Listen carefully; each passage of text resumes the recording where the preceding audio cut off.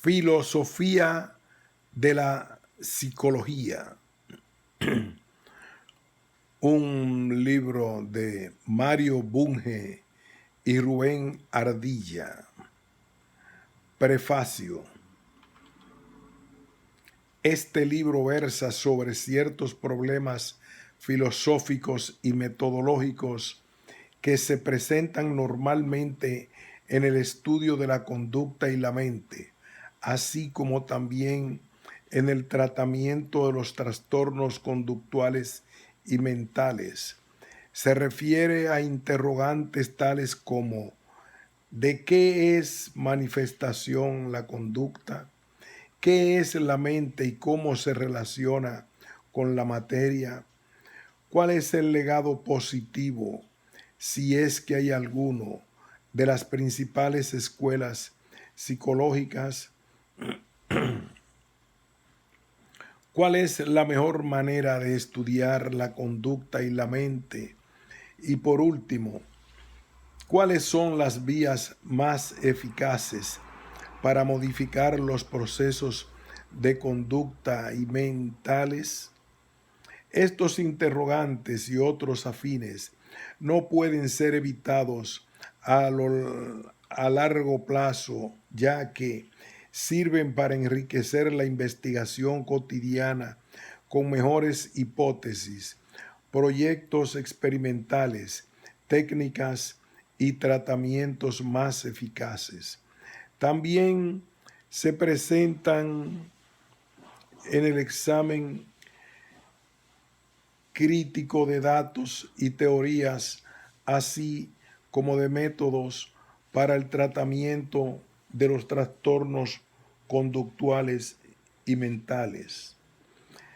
Todos los estudios de la conducta y la mente humana o animal, normal o anormal, sea su interés principal básico o aplicado, teórico o empírico, presuponen más o menos tácitamente una gran cantidad de principios generales filosóficos y metodológicos.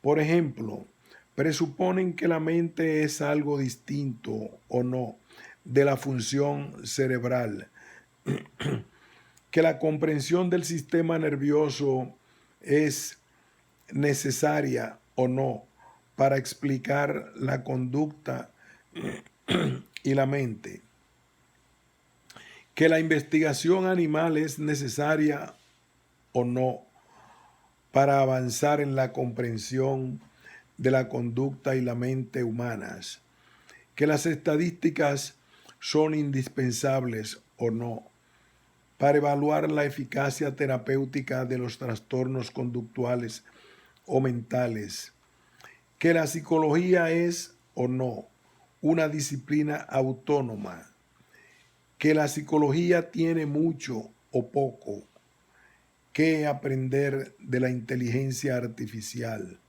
etcétera, etcétera.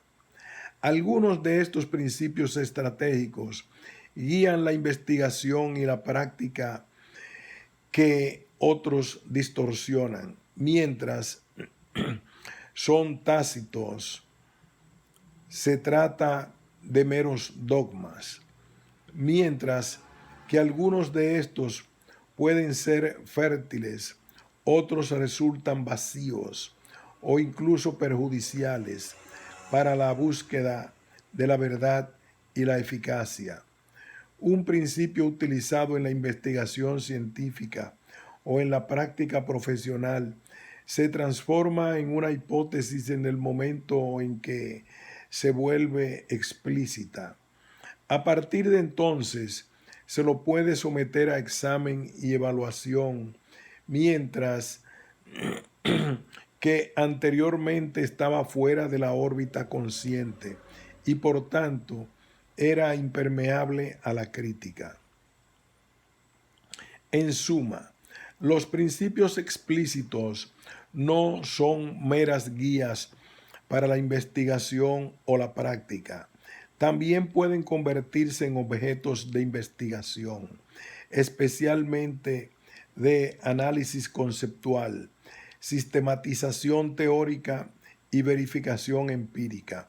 Un objetivo de este estudio es indagar y examinar algunas de las hipótesis filosóficas y de las normas metodológicas aprobadas y usadas más o menos tácitamente por los psicólogos contemporáneos. No se trata de un mero ejercicio de futilidad académica. Debe resultar de una utilidad tanto para los psicólogos como para los filósofos.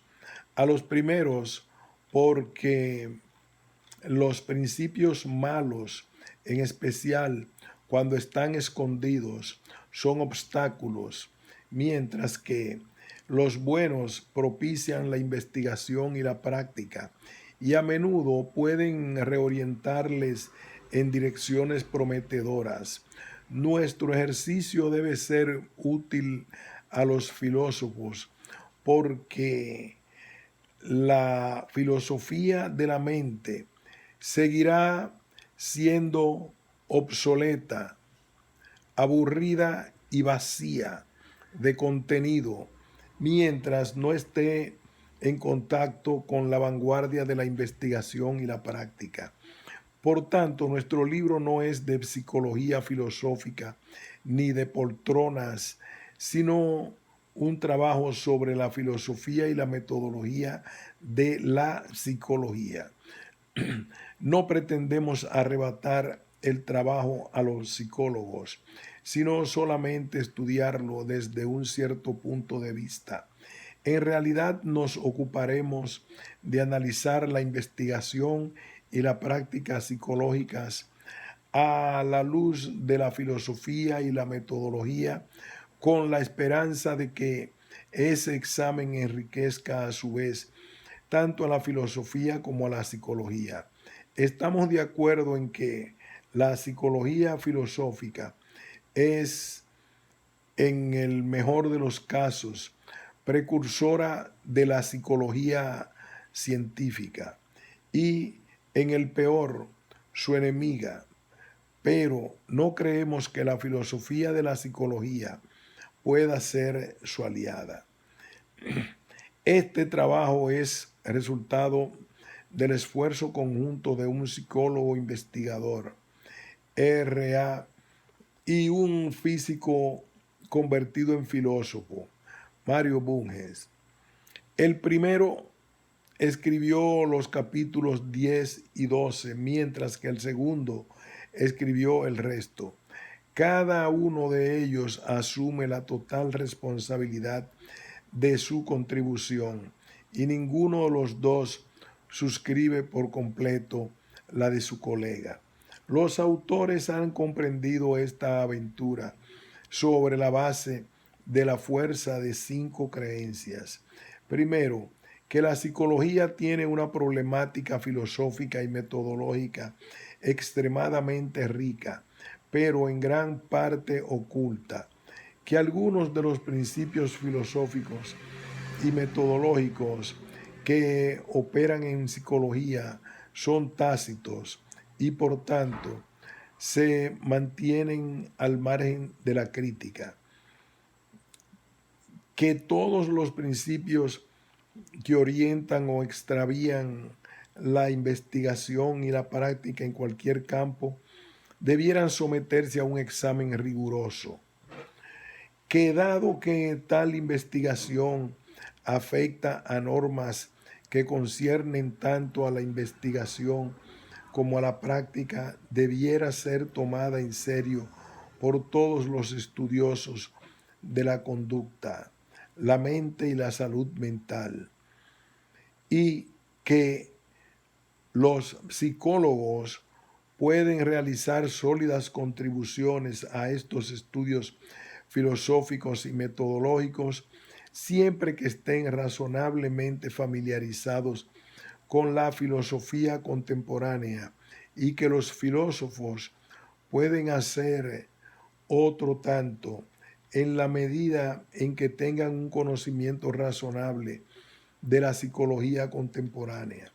Dado que se trata de un asunto prioritario, lo más conveniente para psicólogos y filósofos es cooperar los unos con los otros.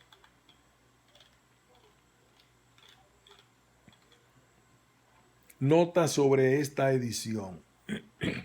La primera edición de este libro, publicada en 1988, se agotó hace mucho y ha estado circulando en fotocopias. Mi coautor y yo la hemos puesto al día y hemos corregido numerosos errores de traducción. En el transcurso del último decenio, la psicología ha hecho enormes avances y ha vuelto a ponerse de moda, en parte debido a los nuevos métodos de visualización de los procesos cerebrales, a su alianza con disciplinas vecinas y a los nuevos medicamentos psicotrópicos, tales como el célebre Prozac. Basta echar una ojeada a la segunda edición del New Cognitive Neuroscience, compilada por Michael Gazzaniga.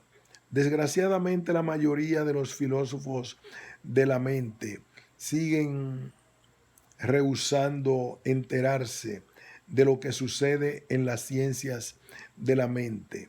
Este es uno de los motivos por los cuales puede decirse que la filosofía está en crisis y necesita ser reconstruida. Esta es la tesis que expongo en Philosophy and Crisis. Agradezco al Social Science and Humanities Research Council de Canadá por la subvención que ha otorgado en apoyo de este proyecto. Agradezco a las siguientes personas el haberme proporcionado información, comentarios o críticas, todo ello de gran utilidad acerca de una variedad de problemas psicológicos y neurofisiológicos en los últimos años. Rubén Ardila, Psicología, Universidad Nacional de Colombia. El difunto Dalvir Bindra, Psicología, McGill University. David Blitz, Filosofía, Central Connecticut State University. Bernard Dobrowski, Psiquiatría, McGill University. Mike Dillinger, Psicología Educativa, McGill University. Hans Flor, Neurobiología, Universitat Bremen. Luis García y Sevilla, Psicología Médica, Universidad Autónoma de Barcelona. El difunto Donald Hebe, Psicología, McGill University. Rodolfo Ginás, New York University. Peter M. Milner, Psicología, McGill University. Mortimer Miskin, Neurobiología, National Institute of Health, Bethesda. Michael Paradis, Lingüística, McGill University. Rafael Pérez Pascual, Física, UNAM. Maynard Pérez, Psicología, University of Fribourg. Ernest Poppel, Psicología Médica, Universidad München. Víctor Sarris, Psicología, J.W. Goethe Universität, Frankfurt. Y Endel Tulbin, Psicología, University of Toronto. Mario Bunge. Primera parte, preliminares.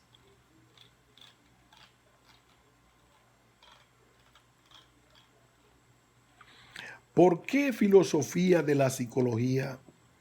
Originalmente la filosofía abarcaba la totalidad del conocimiento y los filósofos eran polímatas. Por ejemplo, Aristóteles trabajó en problemas de física, biología, psicología y ciencia política, así como en problemas de lógica y ética. Descartes se interesó en la matemática, la física, la biología y la psicología, tanto como en la filosofía propiamente dicha. Hoy en día la filosofía es una rama de las humanidades y los filósofos limitan su atención a problemas conceptuales de un cierto tipo. No formulan juicios sobre cuestiones de hecho especiales que gustosamente dejan en manos de científicos y tecnólogos. La filosofía contemporánea puede considerarse esencialmente formada por las siguientes disciplinas: lógica, que también es parte de las matemáticas; semántica o estudio del sentido; la referencia, la interpretación y la verdad; noceología o teoría del conocimiento y de la metodología general; ontología o teoría de las características más básicas y generales del mundo; y ética o teoría del bien y de la conducta correcta. Hay diversos estilos filosóficos. El modo más popular de filosofar consiste en reflexionar sobre ciertos problemas generales como ¿qué es la mente?, mediante la utilización de una mezcla de conocimiento ordinario, por ejemplo, psicología popular, y restos de nuestra herencia filosófica y lógica. Este estilo no da cabida a los científicos. Piaget le llamó filosofía autística. Para tener alguna utilidad en la ciencia, la filosofía debe ser inteligible, si es posible, exacta y compatible con la ciencia. Por ejemplo, una filosofía de la mente debería utilizar la psicología contemporánea tanto como los instrumentos del análisis conceptual. La psicología era una rama de la filosofía de la cual se dice que se independizó alrededor de 1850 con el nacimiento de la psicofísica. ¿Por qué los psicólogos contemporáneos habrían de preocuparse por la filosofía? Porque, lo sepan o no, les guste o no, los psicólogos se basan y utilizan una cantidad de ideas filosóficas, sobre todo ideas acerca de la naturaleza de la mente y la ciencia. Todo psicólogo, por tanto, no solo es un científico o un terapeuta, sino un filósofo aficionado. En general, malgré Louis, esto no tendría por qué preocupar a nadie si no fuera porque el conocimiento tácito está a medio elaborar, es incoherente, a menudo obsoleto y nunca expuesto al examen crítico. Hay todavía una razón más para atacar explícitamente la conexión entre psicología y filosofía, a saber, la de que los filósofos consumen productos psicológicos y, por desgracia, rara vez frescos.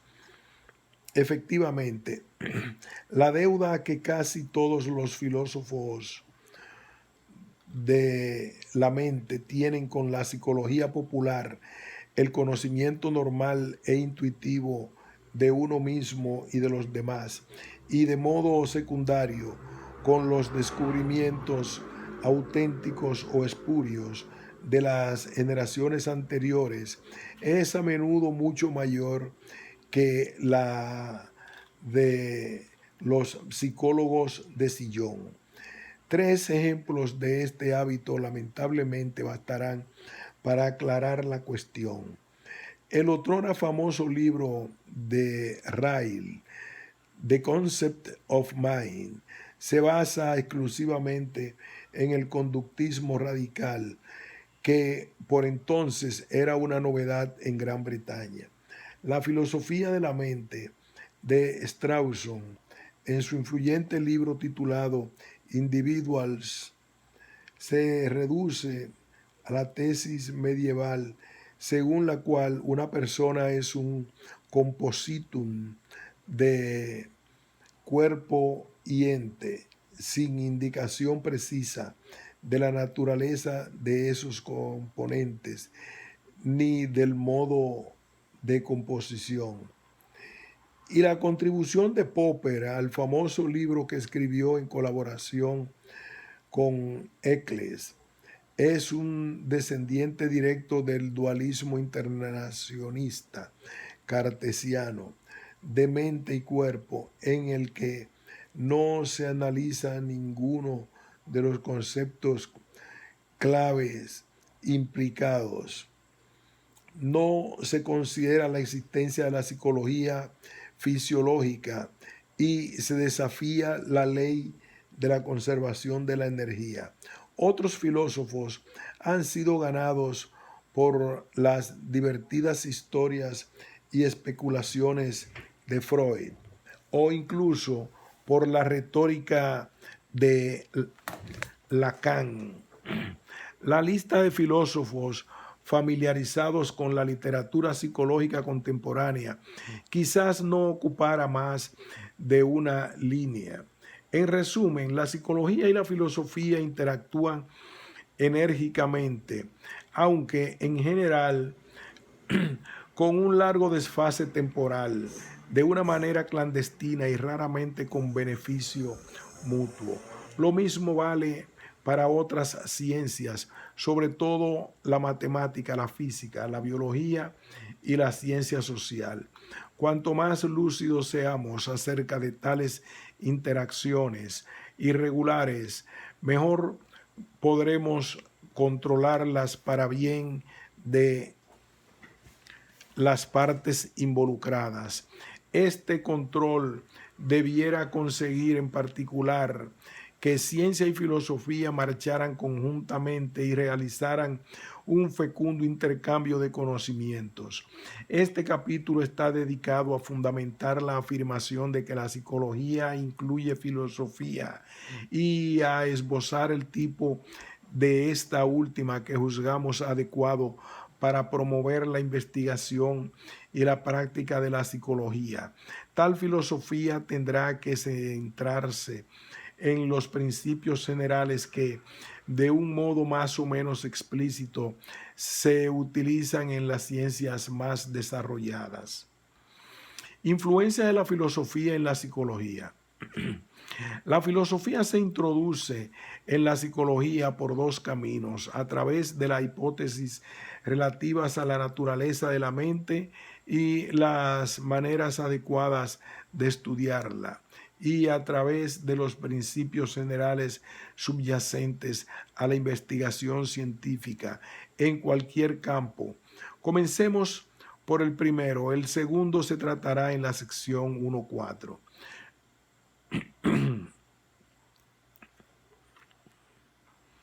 Si se considera la mente como una entidad inmaterial, esto es, si se adopta la doctrina espiritualista o idealista de la mente, se desemboca fatalmente en la psicología mentalista. El objetivo de semejante estudio es, se dice, la descripción de los estados mentales, en particular del flujo de la conciencia, así como de las posibles influencias de los estados mentales sobre los estados corporales. El grueso de la psicología clásica pertenecía a este tipo mentalista y fundada en el idealismo filosófico. El conductismo surgió y se desarrolló en gran parte como una reacción contra el mentalismo y en estrecha asociación con el positivismo, que es una variedad de la filosofía empirista. Niega la existencia de la mente, conductismo ontológico, o por lo menos la posibilidad de estudiarla científicamente, conductismo metodológico. Además,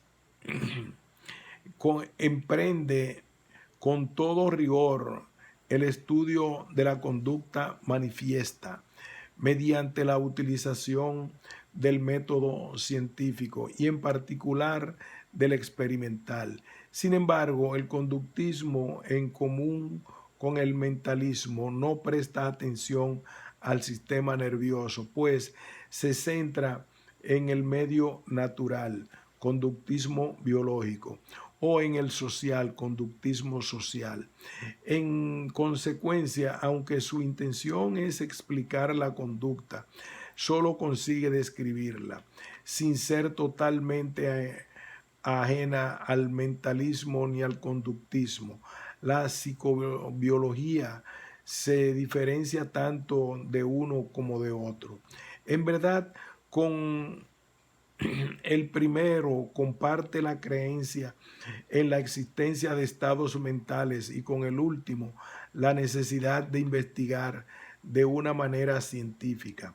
La psicobiología afirma que la conducta es resultado de procesos nerviosos que a veces son desencadenados por estímulos externos, mientras que los estados mentales son estados cerebrales de un tipo muy especial. Esta última tesis, sostenida con vigor por la psicología fisiológica contemporánea, tiene su origen en la Grecia antigua. Efectivamente, eran las opiniones de Alemaón que luego adoptó Hipócrates, y la tesis menos precisa, según la cual la mente no es una sustancia separada, sino un estado de la materia, es común a todas las filosofías materialistas. Volvemos sobre esto en la sección 1.2. En definitiva, la filosofía es una fuente de inspiración, buena o mala, pero inevitable para la psicología. Véase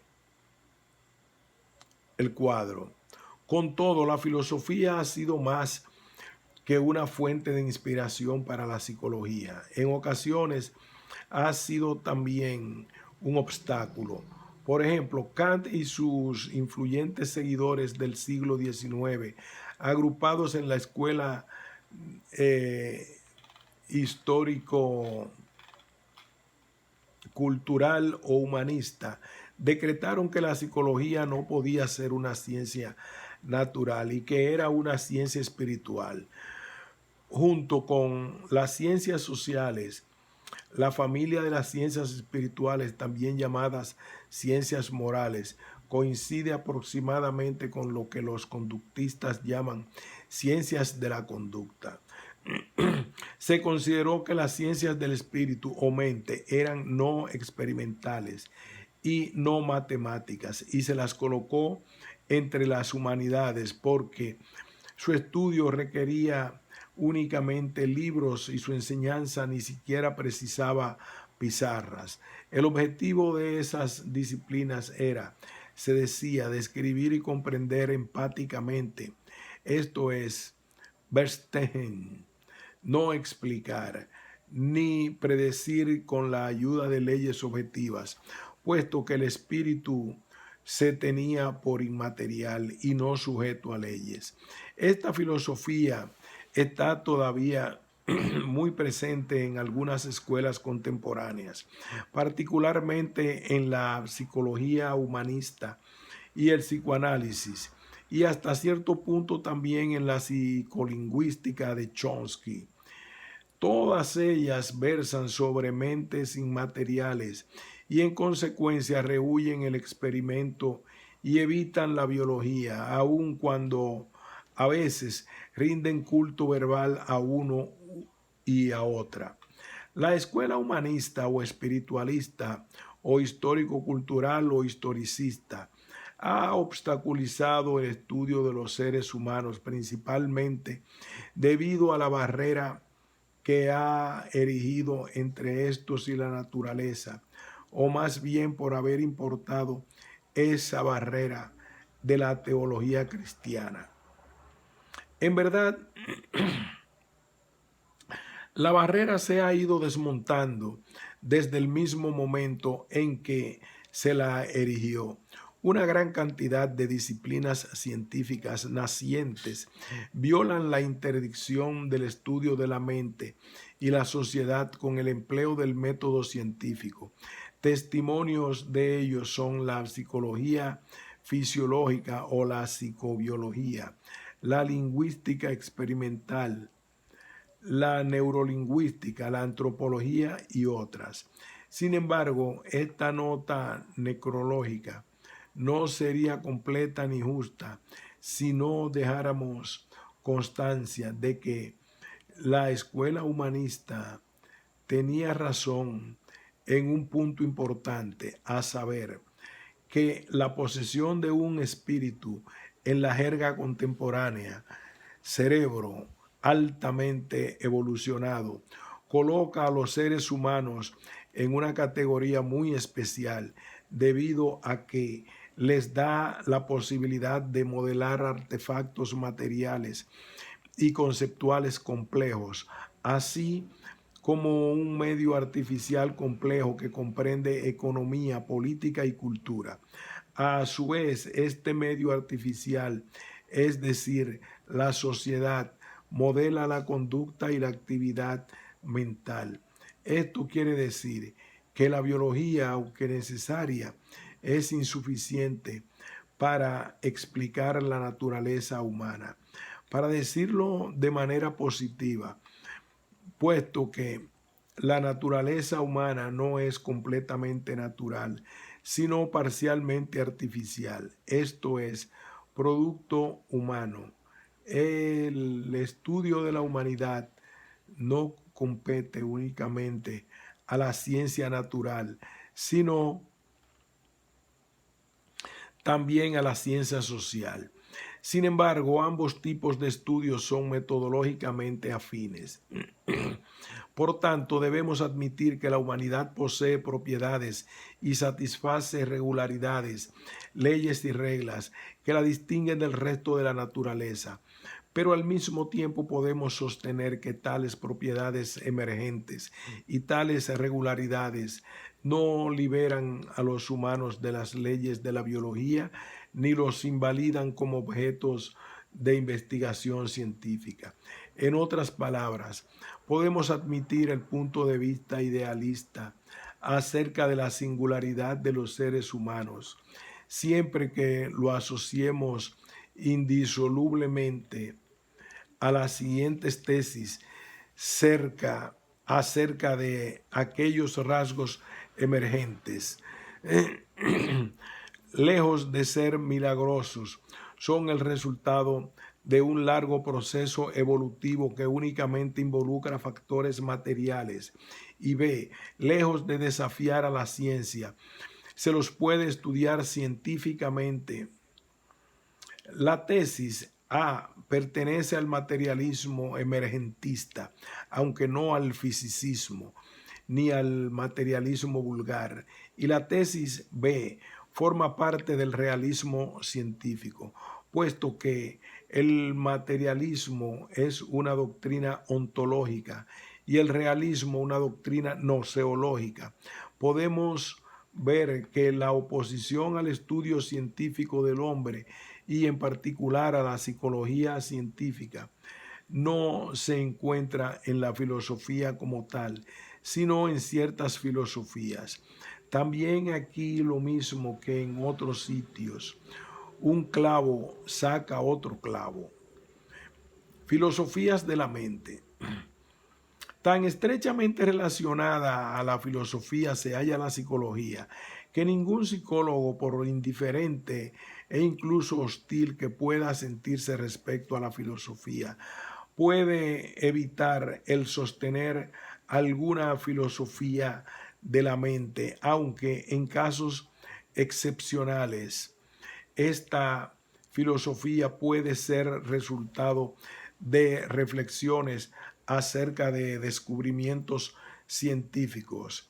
Principalmente se obtiene de maestros, colegas o publicaciones. Después de todo, ningún psicólogo puede escapar a la tradición. formada por una multitud de opiniones antiguas, incluso arcaicas, sobre las pretendidas grandes cuestiones, entre las que se encuentra esta relativa a la naturaleza humana. Casi todas las filosofías de la mente han sido propuestas por filósofos y teólogos durante los últimos 3 milenios. Cada una de estas filosofías propone su propia solución al problema mente-cuerpo, esto es, al siguiente interrogante: ¿qué es la mente y cómo se relaciona con la materia, en particular con el cuerpo? Esta pregunta, que otrora fuera propiedad exclusiva de teólogos y filósofos, se investiga hoy también entre los científicos. Por tanto, se da junto con otros problemas tales como el de ¿qué es una buena sociedad? En la intersección de ciencia, filosofía e ideología, como otros del mismo tipo, el problema puede tratarse científicamente, filosófica o ideológicamente, en particular teológicamente, y de un modo análogo a lo que ocurre en casos similares. Es probable que toda solución que se proponga al problema y todo argumento alrededor de él provoquen reacciones violentas.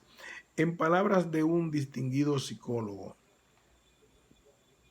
la mera invitación a analizar el problema mente-cuerpo parece activar principalmente el sistema límbico, incluso en científicos que, por lo demás, son reconocidamente sobrios. Las diversas filosofías de la mente pueden agruparse en dos grandes familias: el monismo psicofísico y el dualismo psicofísico. El monismo afirma que la materia y la mente son, en cierto sentido, una sola cosa. Por otro lado, el dualismo sostiene que la materia y la mente son sustancias de distintas clases. Sin embargo, ninguna de estas familias de doctrinas es homogénea, sino que cada una está compuesta por al menos 5 puntos de vista recíprocamente incompatibles. Los hemos resumido en un cuadro.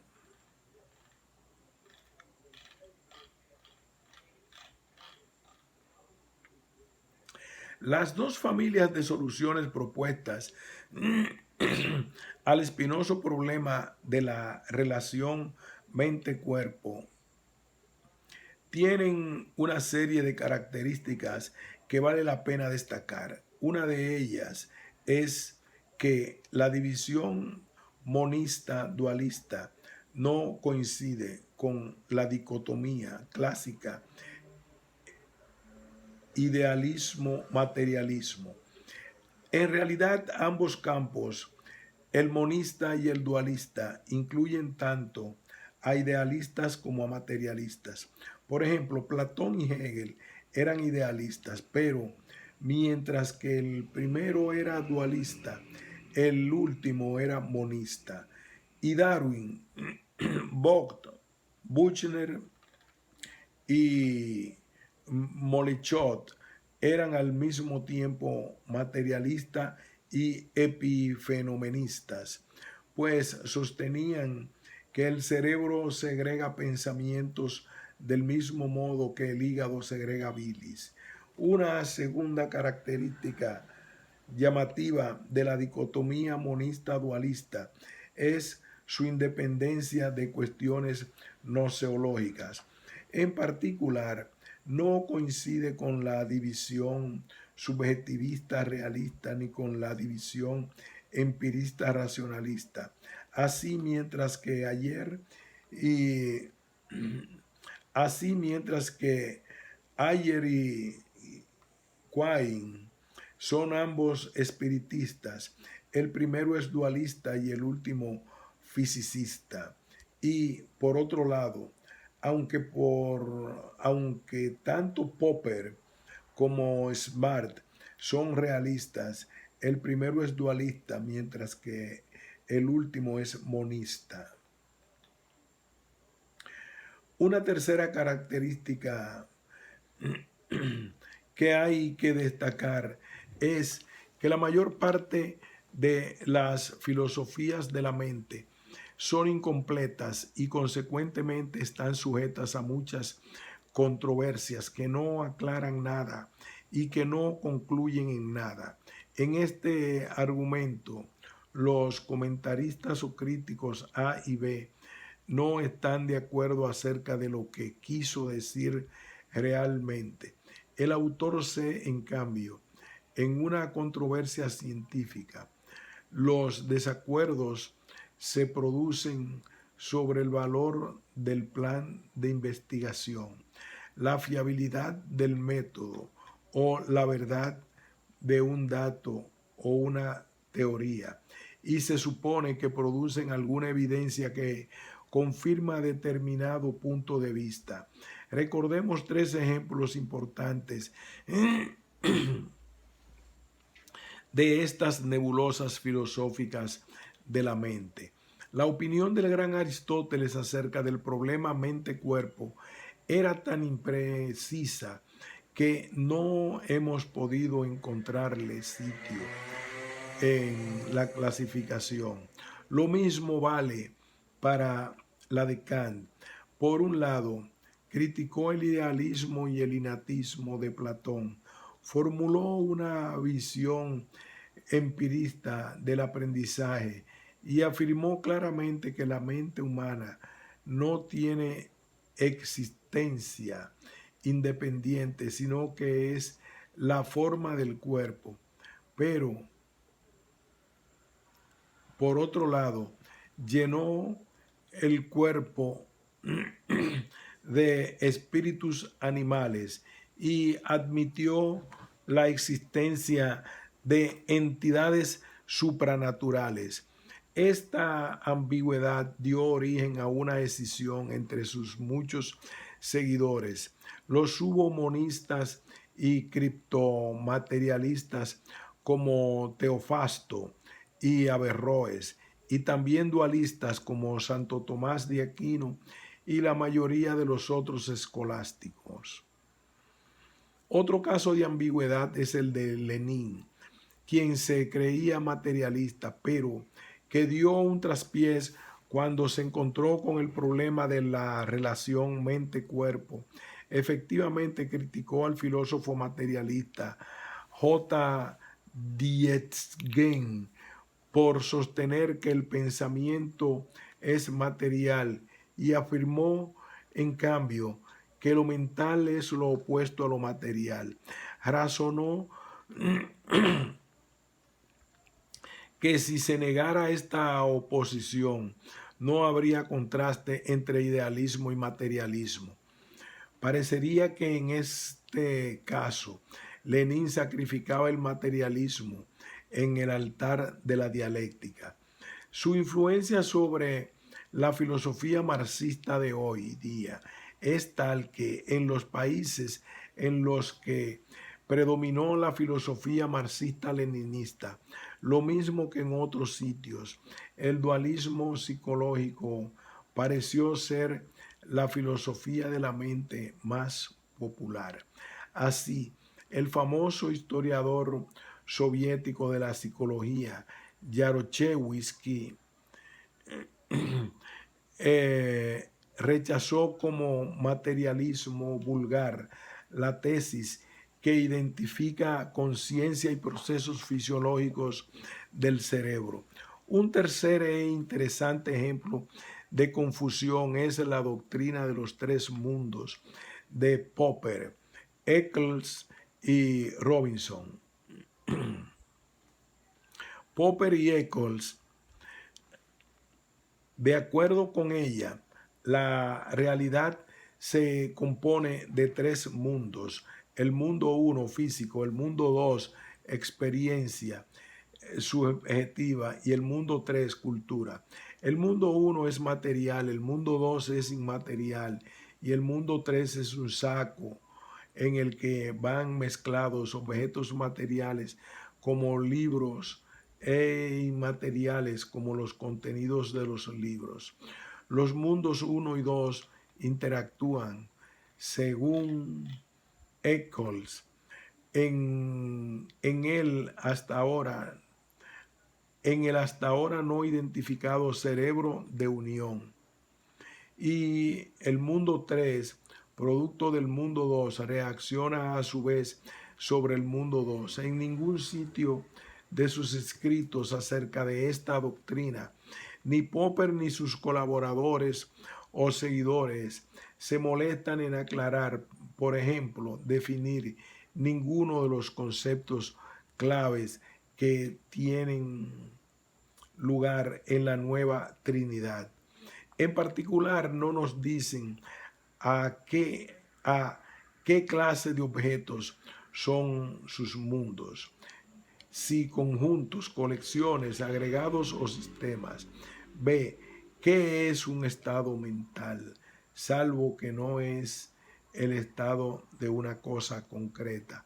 Y C, ¿de qué mecanismos de la interacción mente-cuerpo podría tratarse, salvo la sugerencia de que pudiera ser un caso de telequinesis? El dualismo internacionalista es, pues, tan vago hoy como lo explicó Descartes, 1649. En realidad es todavía más vago hoy, pues Descartes se arriesgó y enunció la conjetura de que la glándula pineal era el lugar de encuentro entre mente y cuerpo, mientras que Eccles buscó infructuosamente el presunto liaison brain, en lo que no cabe duda con respecto a la filosofía de la mente de Popper Eccles es en lo siguiente. En primer lugar, que está a medio elaborar debido a la falta de definición de sus conceptos clave, notablemente los relativos al mundo, la mente y la interacción, y a que no contiene ninguna hipótesis precisa sobre la naturaleza de la mente o su pretendida interacción con el cerebro. En segundo lugar, viola un principio fundamental de la física, el llamado principio de la conservación de la energía, pues postula que la mente inmaterial puede mover la materia. En tercer lugar, viola un supuesto táctico de toda la ciencia experimental, a saber, el que de la mente no puede actuar directamente sobre la materia, pues si pudiera hacerlo, ninguna lectura de instrumentos serviría para nada. El cuarto lugar supone que los estados y los procesos mentales son diferentes de cualquier otro estado y proceso, y que no son estados de cosas o procesos en las cosas. De ahí la perpetuación de la anomalía ontológica de la psicología clásica. En quinto lugar, contradice la presuposición tácita de la psicología fisiológica, a saber, que los estados mentales son estados cerebrales. En sexto lugar, contradice a la biología evolutiva, que solo reconoce cosas materiales. En séptimo lugar, la doctrina apela a una pizca de parapsicología, al conjeturar que la mente es al cerebro lo que el ejecutante es al teclado del piano. La metáfora es de Eccles. En octavo lugar, a pesar de que la doctrina se adapta perfectamente a la corriente principal de la teología cristiana, se la ha utilizado para, para acusar a los materialistas de dogmatismo e incluso de confundir su ciencia con su religión. Eccles y Robinson. La mayoría de las filosofías de la mente, aunque no todas son confusas y vagas, el materialismo emergentista y su compañera científica, la psicobiología, están avanzados. Incluyen algunos modelos matemáticos y gozan de un fuerte sostén experimental. Véanse Bindra, 1976, Bunge, 1980 y 81. Changox, Damasio, Dimon, Donald, Edelman, Montcastle, Griffith, Hebe, Milner, Thompson, Utal.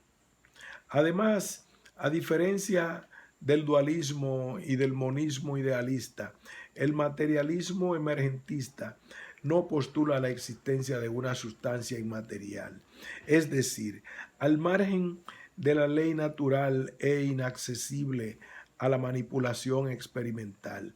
En resumen, a diferencia del dualismo y del monismo idealista, el materialismo emergentista mantiene la psicología dentro del campo de la ciencia en vez de alentarla a regresar a la filosofía o a la teología. Pero, a diferencia del materialismo eliminativo y fisicista o materialismo vulgar, el materialismo emergentista admite la especificidad de lo mental y consecuentemente la necesidad de investigarlo mediante el uso de métodos de psicología agregados a los de la neurofisiología. Lo mismo vale para la confusión y la vaguedad de la mayoría de las filosofías de la mente. Una cuarta característica de esta familia de doctrinas es que la mayoría de sus miembros son aislados. Esto quiere decir que raramente forman parte de visiones generales del mundo o de sistemas ontológicos, metafísicos.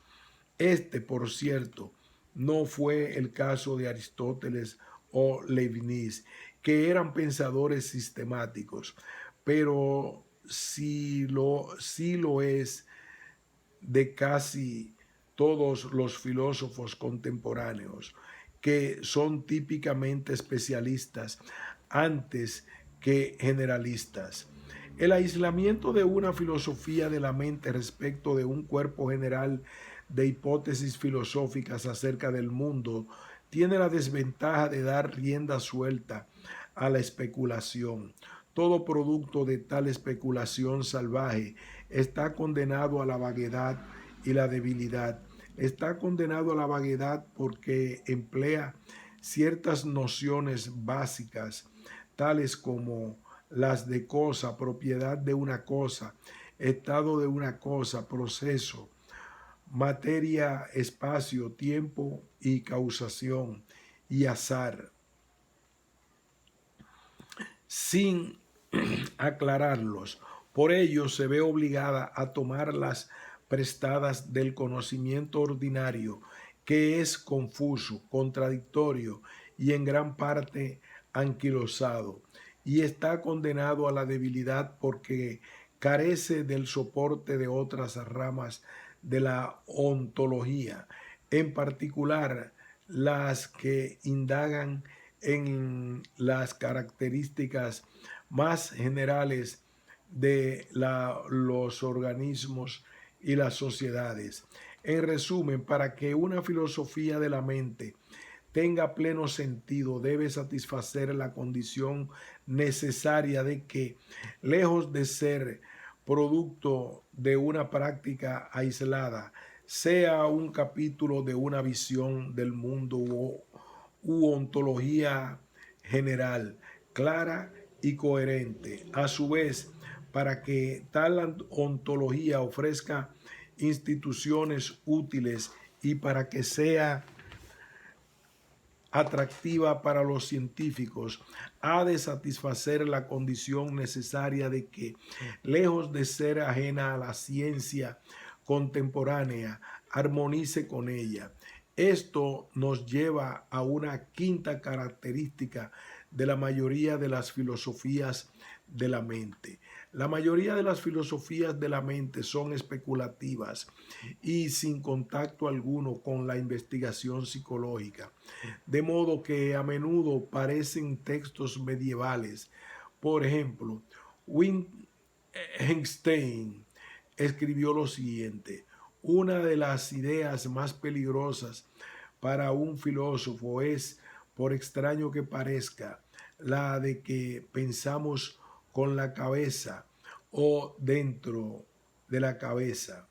Y agregaba: no hay suposición que me parezca más natural que la de que no hay en el cerebro proceso correlativo al asociar o al pensar, de tal modo que sería imposible leer los procesos de pensamiento a partir de procesos cerebrales. Con su dogmatismo característico, Wittgenstein no se toma el trabajo de explicar por qué la primera idea es peligrosa, ni por qué la segunda es natural. Segundo ejemplo, a partir de un análisis de la gramática inglesa, del verbo ver, to see, el filósofo analítico Ryle concluye que ver no puede ser una experiencia o un fenómeno, ni en particular un estado ni un proceso. En consecuencia, el programa de localizar, inspeccionar y medir el proceso o estado de ver y de correlacionarlo con otros estados y procesos es un programa sin esperanza, el producto casi de la falta de atención a la gramática. Solo con que Helmholtz y otros científicos hubieran prestado más atención a la gramática en la escuela, nos habríamos evitado toda psicofísica y la psicología fisiológica.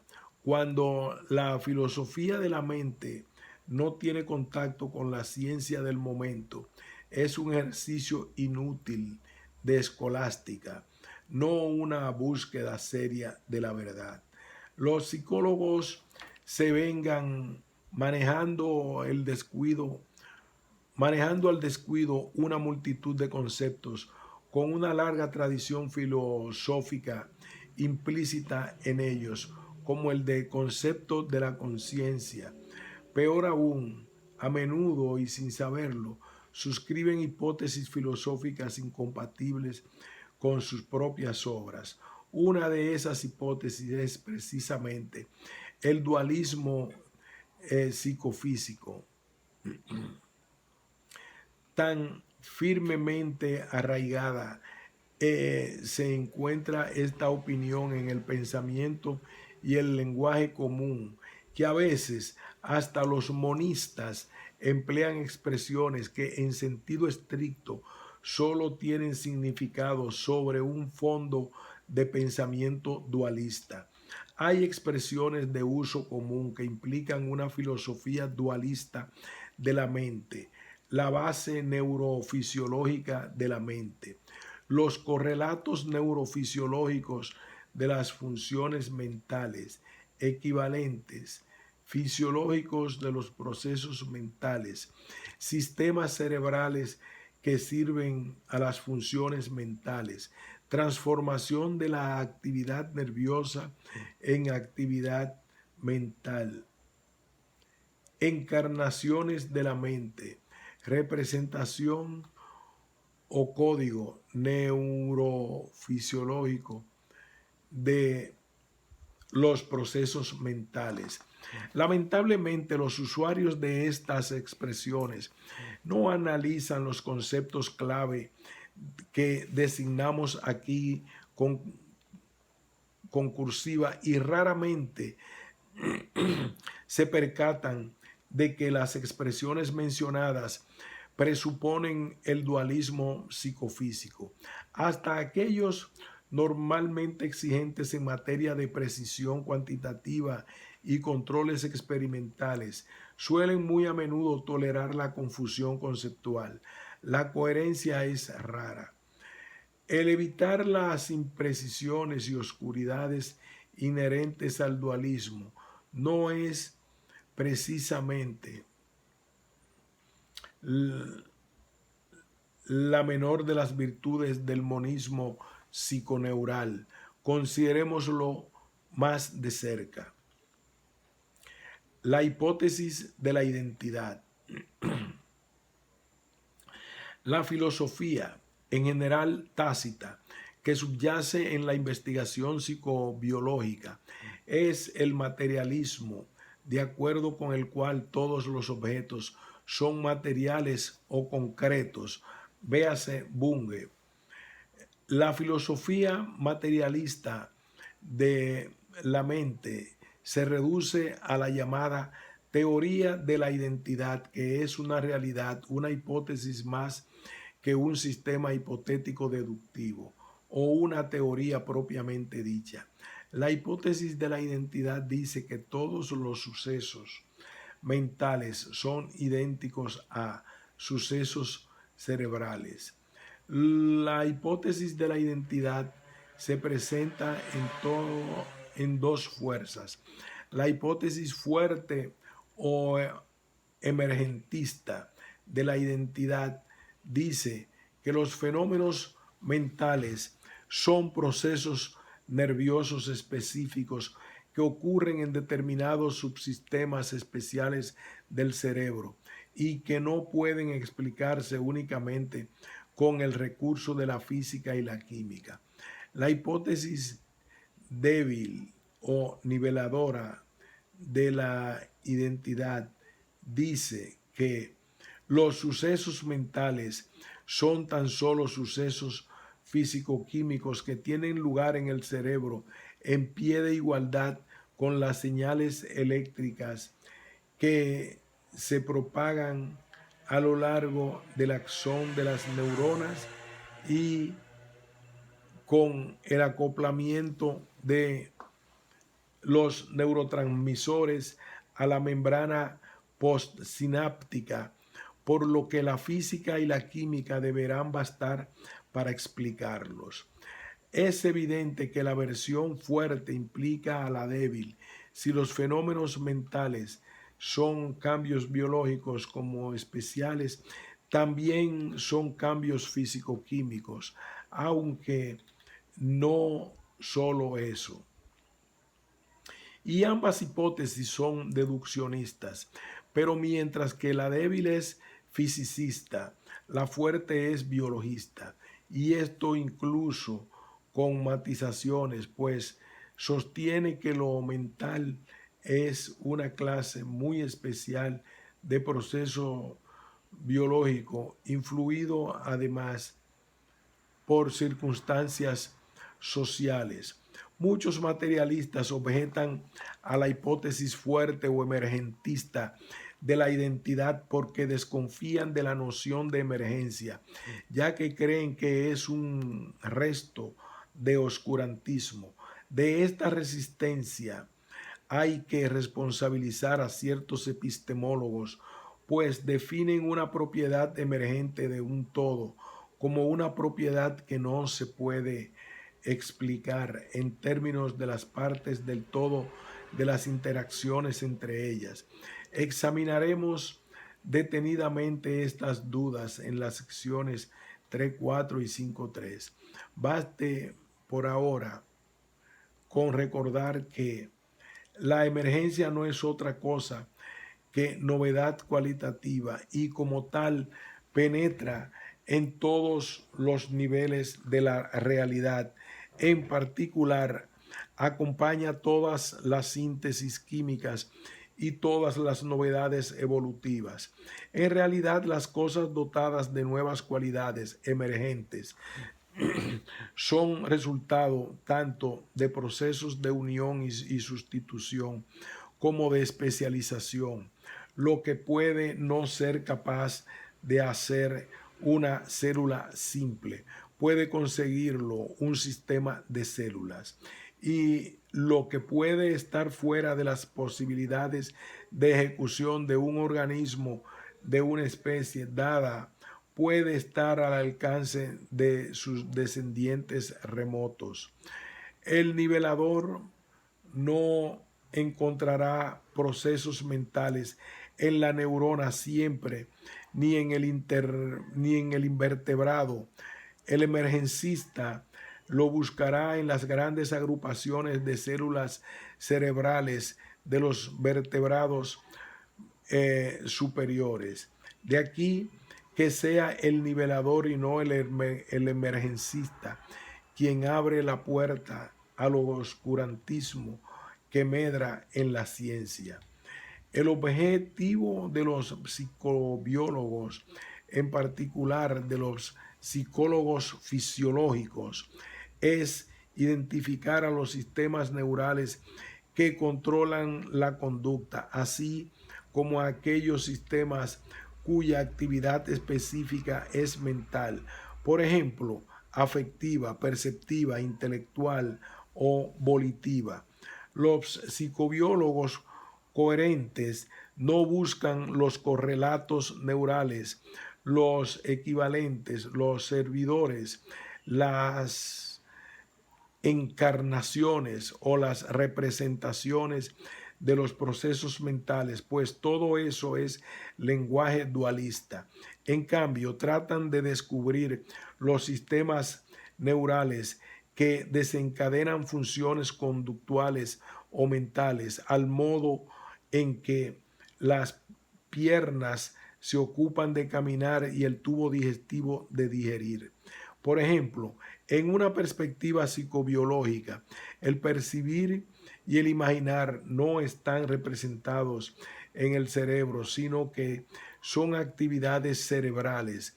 El pensar no es equivalente a un proceso cerebral de un cierto tipo, sino que es idéntico a él. Y no hay sistema neural que sirva a la planificación o que se transforme en ella. La planificación es idéntica a la actividad o función específica de determinados sistemas neurales. Y en todas estas expresiones, la palabra identidad significa lo mismo que en matemáticas, a saber, A igual B, sí y solo A y B son nombres diferentes de un mismo ente. Además, si A igual B, entonces B igual A. Y si A igual B y B igual C, entonces A igual C. Las diferencias entre las dos hipótesis de la identidad y entre estas y sus rivales se advierten mejor si las exponemos con ayuda de la notación de la lógica elemental, sean M, N y F, las designaciones de los predicados mental, neural y físico, respectivamente. Llamemos además C a la relación causal, X y Y a dos acontecimientos, X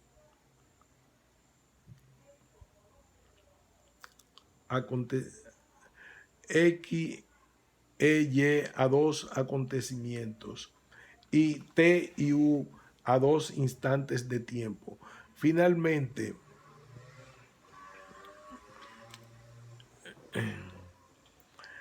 pertenece a X y pertenece a Y. simbolizan los cuantificadores para todo X y para algún Y respectivamente, sea tal que represente sí, entonces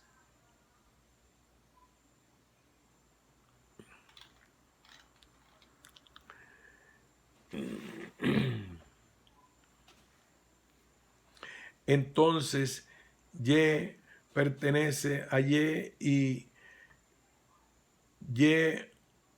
respectivamente. Con esta anotación, las 10 filosofías de la mente mejor conocidas quedan reducidas a las fórmulas siguientes. Punto.